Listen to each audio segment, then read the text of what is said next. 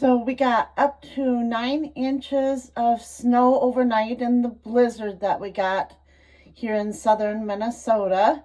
And my hubby is out using the skid loader with the front snowblower attachment.